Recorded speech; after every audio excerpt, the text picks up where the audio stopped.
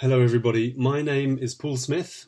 I am an expert in climate change risk and climate change adaptation at UNIPFF Finance Initiative, and I have been very kindly invited by the Union of Arab Banks to introduce a survey on climate-related banking that we have launched in partnership with the UAB and the Islamic Development Bank. Please note that this is a recorded presentation, so if you have any questions, please write to me or my colleague Nuran Atef at the email addresses given in the last slide. Firstly, let me introduce UNIPFF.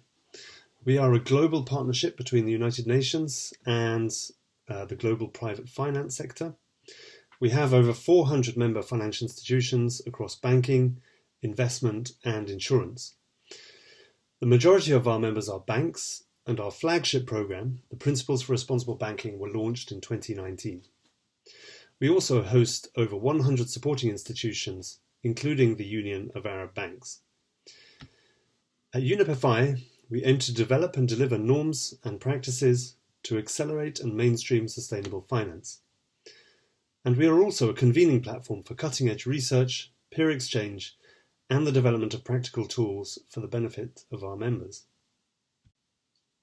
In the Middle East and North Africa region, we are partnering with the League of Arab States, the Arab Water Council, and 4 other UN agencies to address the challenges triggered by the climate crisis under the umbrella of the SDG Climate Facility Project.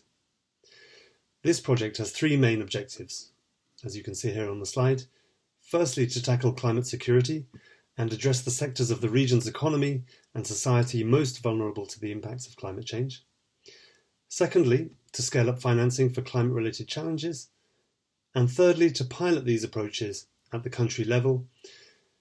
UNIPFF's principal input is on scaling climate awareness and scaling up sustainable finance across the region. This online survey that I'm introducing here is a first step for us in understanding the landscape of climate-related banking and Islamic banking in the Middle East and North Africa region. The aims of this survey are twofold. Firstly, to build a picture of climate-related banking in the MENA region, particularly across 3 focal countries, Egypt, Morocco and Tunisia, to support UNIPFF's activities under the SDG Climate Facility Project and beyond. Secondly, we also want to identify the integration of climate and sustainability criteria in Islamic banking across the region.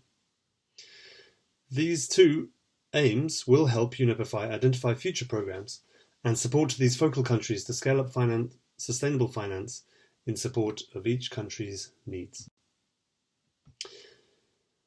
Now, the survey itself consists of 49 questions across 4 separate sections.